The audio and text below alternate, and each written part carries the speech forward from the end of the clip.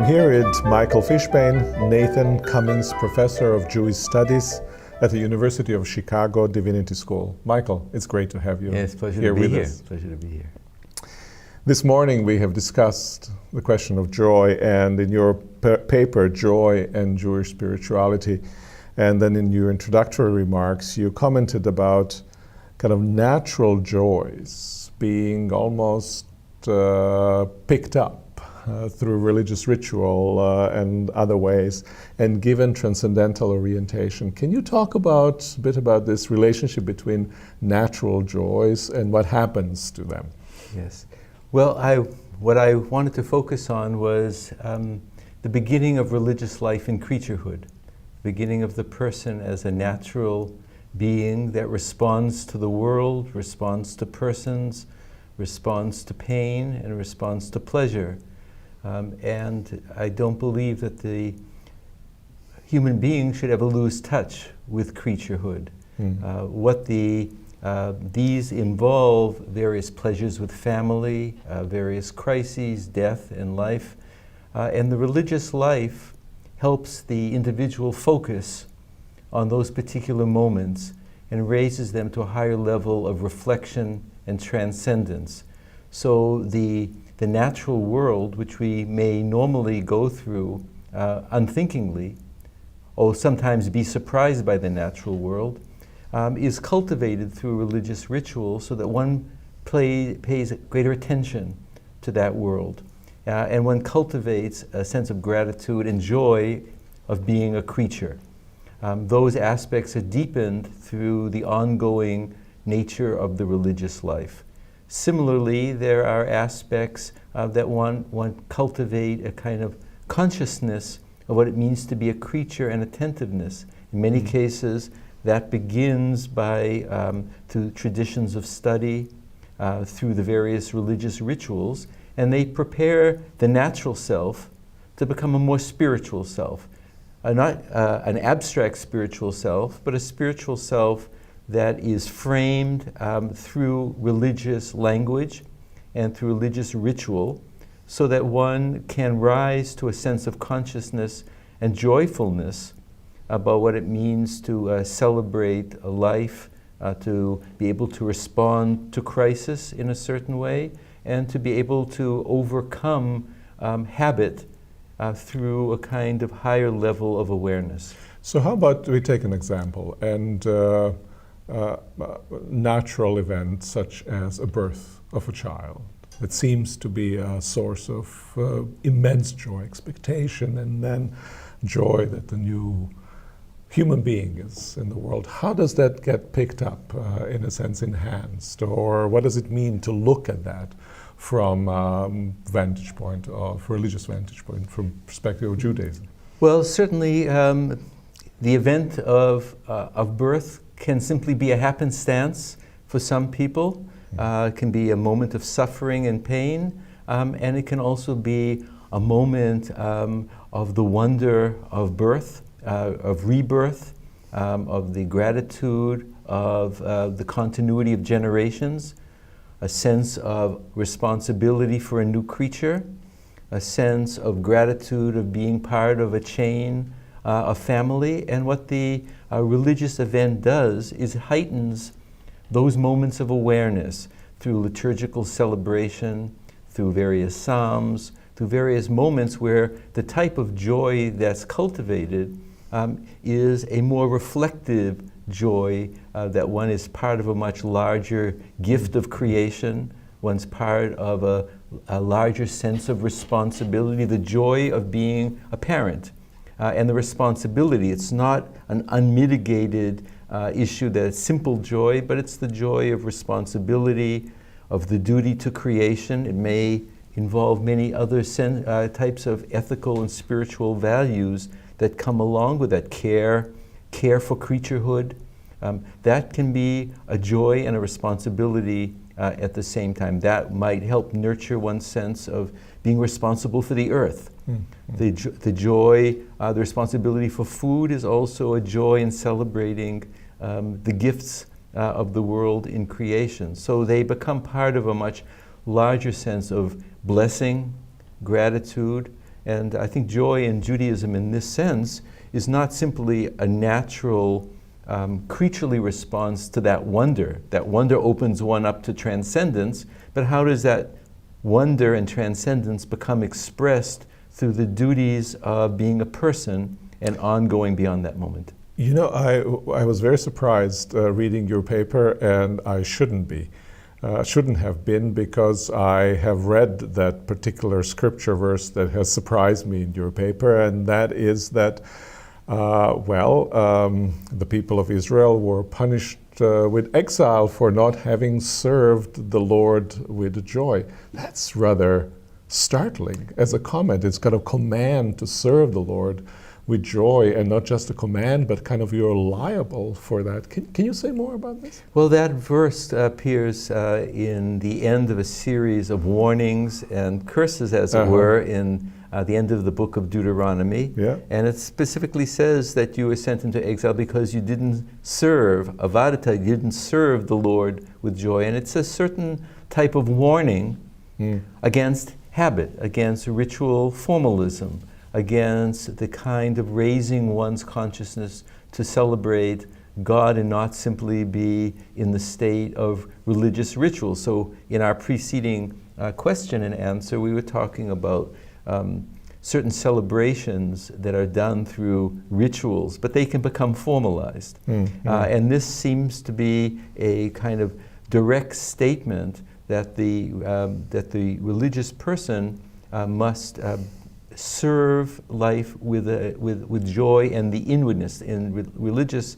terms, in Jewish terms, it's called the simcha shel mitzvah, that it's the joy of the commandment, not simply a habit. Say more about the joy of the commandment, because that's normally what we don't associate joy with commandments. We associate commandments with burdens rather than with joy. Well, for authentic Jewish life, receiving the covenant means becoming responsible to be creatures in God's world. And that means that the tasks that one has to perform have to continue and nurture and serve the creation. That can take place within the family. It takes place within the polis. The polis has different types of rules and laws that are governed by the love of a family. It takes place in a different sense of care for the world. But those tasks have to be understood in terms of their larger life-serving purpose. To be a recipient of a divine task to serve the covenant of life, if God is the source of life, and the giving of the covenant is to become an agent that serves life in all of its forms, that has to be done with a sense of awareness. In Judaism, that is a kind of joy of being able to carry through that life-building, life-supporting quality. So it includes within it what a Christian would call grace. Grace is a kind of love dimension within it, and when one is performing the commandments, one is, as it were, ritually enters into the structure. One can give a gift, the gift of charity, with one's hand, and that becomes an expression of care and support. But one can do that in a mindless way. If the hand reaches out and gives so that it's a loving expression, that's not a burden. That becomes a support for the divine creation. And that would go on through taking care of the needy. It becomes a care of serving justice against those who would do harm in the world. It doesn't simply mean blind joy. It means to serve the larger process of creation, which means one has to resist evil when evil is there. A judge has to take account of what has to be done. But serving the commandments with joy means that one is serving a larger end. The larger end is in the service of heaven, the service of the covenant, and in service of the life that's being celebrated by performing these commandments. In some way, what I hear you saying is almost a kind of reformulation of what has become a trite saying of the Apostle Paul, that God loves a cheerful giver. if you see the life of obeying the commands as a way of giving, right, as a way of discharging one's duties as a gift to the community, then the cheerfulness, the joy in doing so becomes a very significant element of it, an understandable element of it. I think that Pauline expression reflects a very deep Jewish current and is an expression of that notion that giving is not a loss of self, but it is a sharing of the world, and that one niggardly giving is a feeling that one is losing by giving, and the gift of giving is to realize that one is enlarging the circle in which life is being supported, and that has to be done with an open spirit, and that's where religious rituals help a person who may not be ready, or who may need the practice of ritual to become able to do it. So these are ideals and on the way, but the joy of the commandment can't be separated from the goal that is served by a covenantal life. So if a person is closed in oneself, the serving that covenantal life might become be a burden, and the purpose is to open the self up so that it becomes a joy.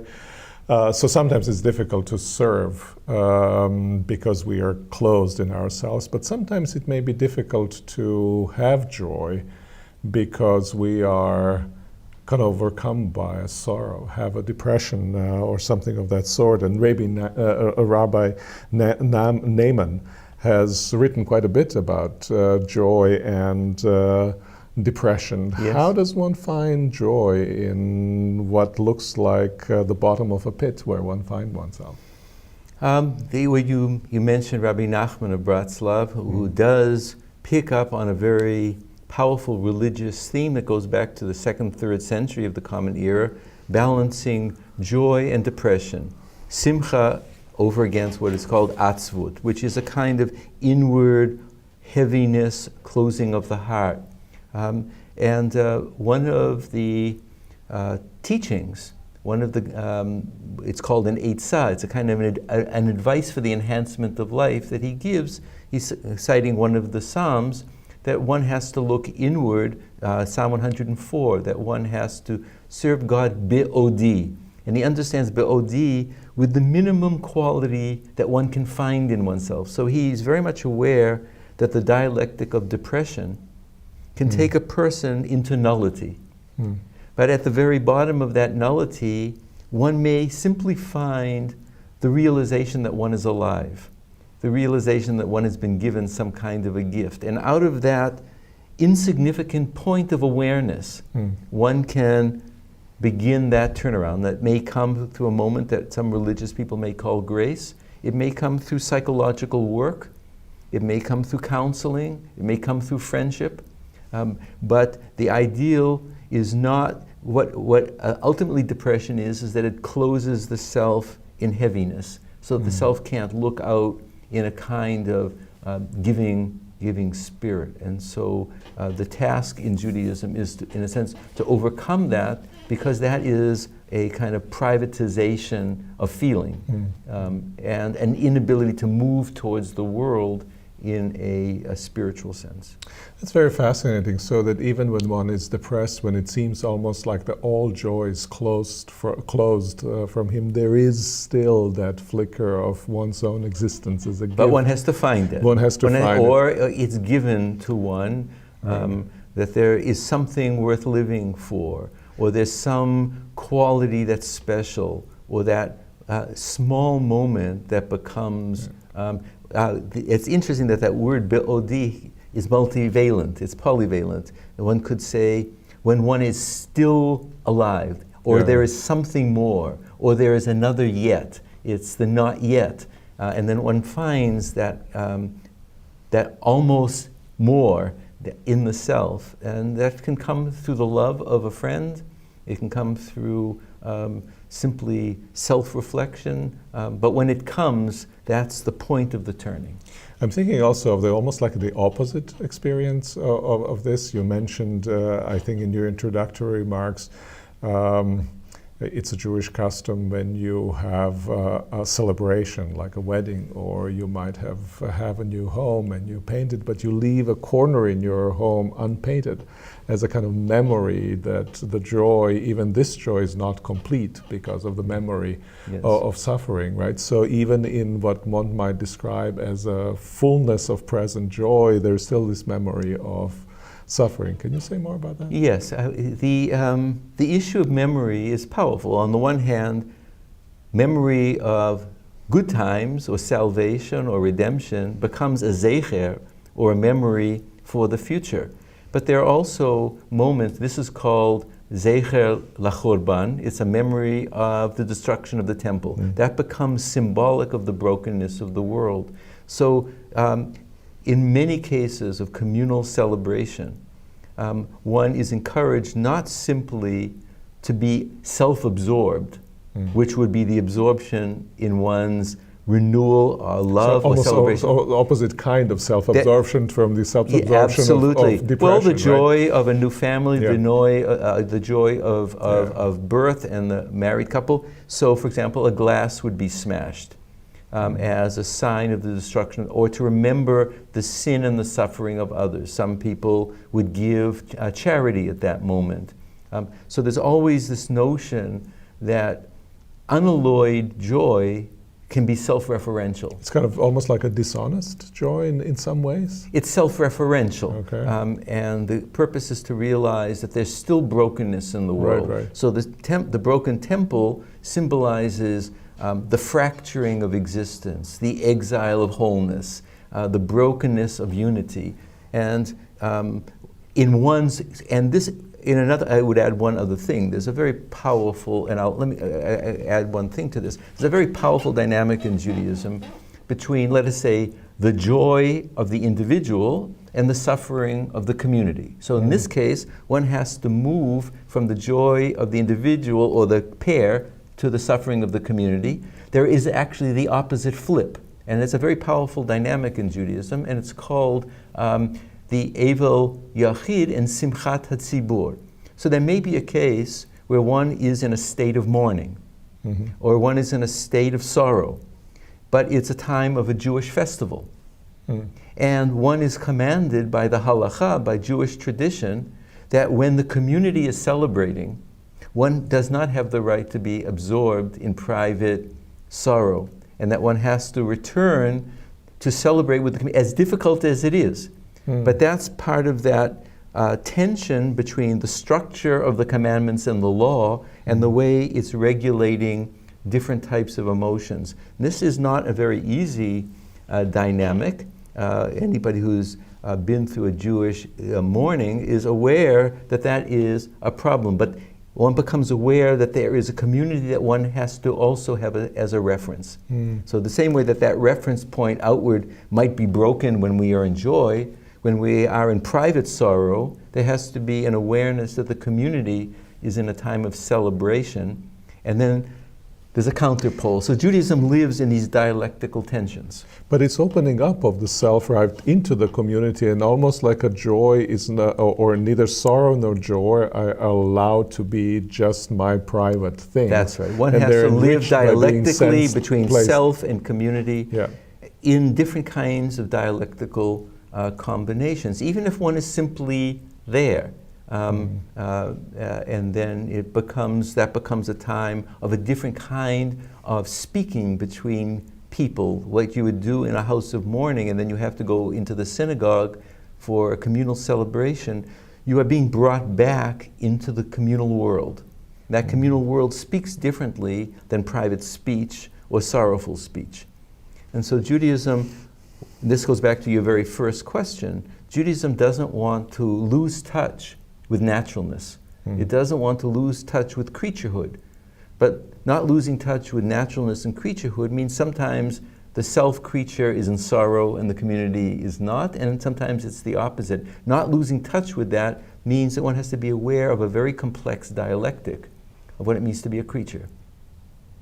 Thank you very much, Michael. Pleasure.